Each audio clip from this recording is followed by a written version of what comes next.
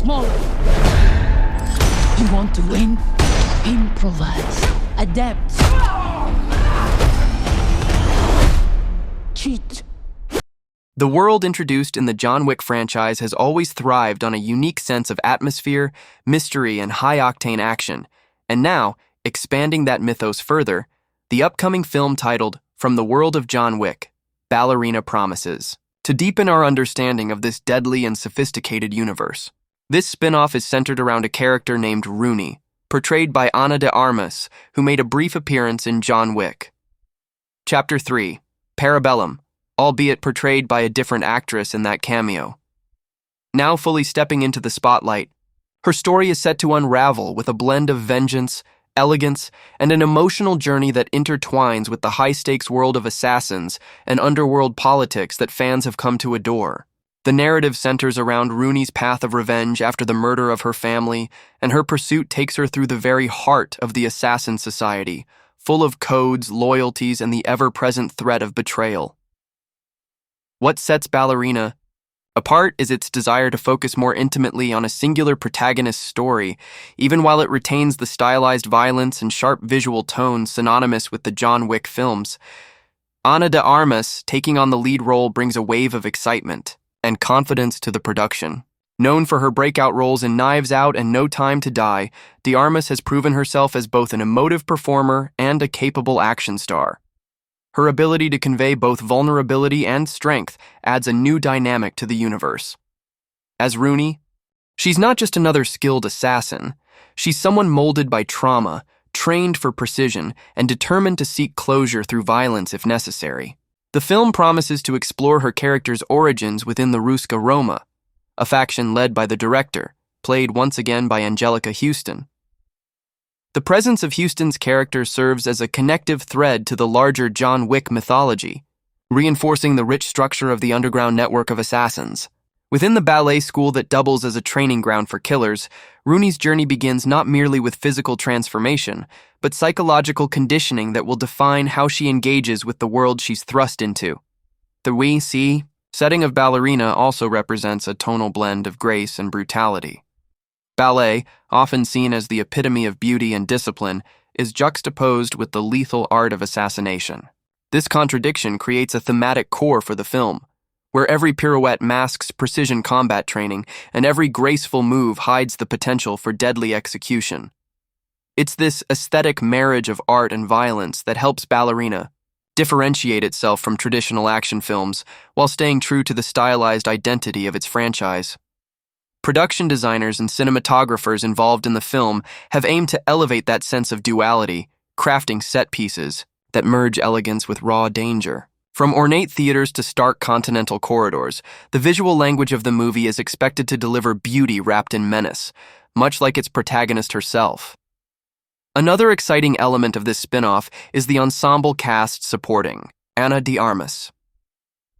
Alongside Anjelica Huston's return, we also see Ian McShane and the late Lance Reddick reprising their roles as Winston and Karen from the Continental Hotel. Their appearances further solidify the timeline placement of the film, between John Wick Chapter 3 and Chapter 4, offering fans a sense of continuity.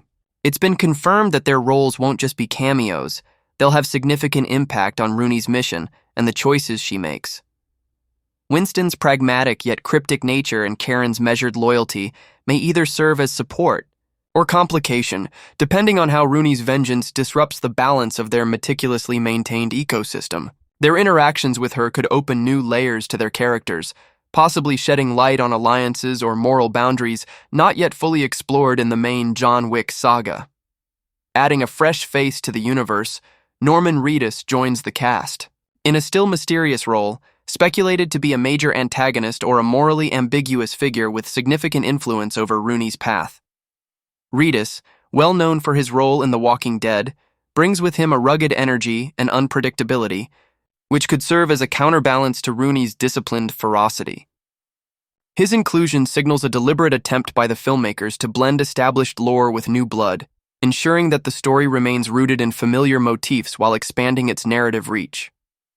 Other cast members include Catalina Sandino, Moreno, and Gabriel Byrne, whose characters remain under wraps but are described as having layered connections to the assassin network. These roles could reflect rival factions, puppet masters, or potential allies, all of which complicate Rooney's mission and challenge her moral compass throughout the film.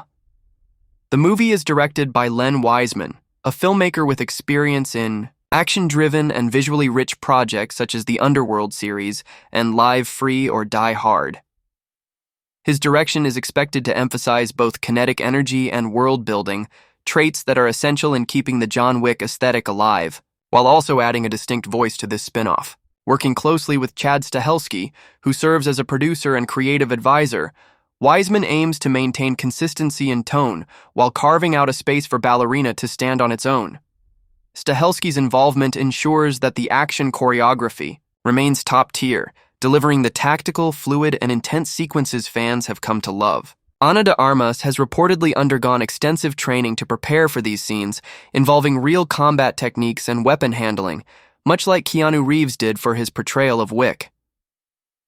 As production for the film moved forward, Prague served as a primary shooting location, offering a European flavor to the aesthetic and anchoring the film visually in a space that feels both classical and dangerous. Additional locations across Eastern Europe further underline the scope of the film's world, hinting at global stakes and a chase that won't be confined to a single city. This expansion is critical in showing the breadth of influence the Ruska Roma and other underworld factions wield. Moreover, the European setting serves as a nod to the franchise's tradition of exploring international power structures, be it the Continental Hotels or the High Tables operations. The filmmakers are clearly intent on showing how deeply rooted this secret society is, and how far someone like Rooney must go to confront and dismantle it for personal justice. A unique challenge for the film is to define its identity while still being a part of a larger, beloved franchise. This means that while nods to John Wick and his escapades will be appreciated, the story must stand independently and present a heroine whose motivations are clear, compelling, and emotionally resonant. Rooney is not a carbon copy of Wick.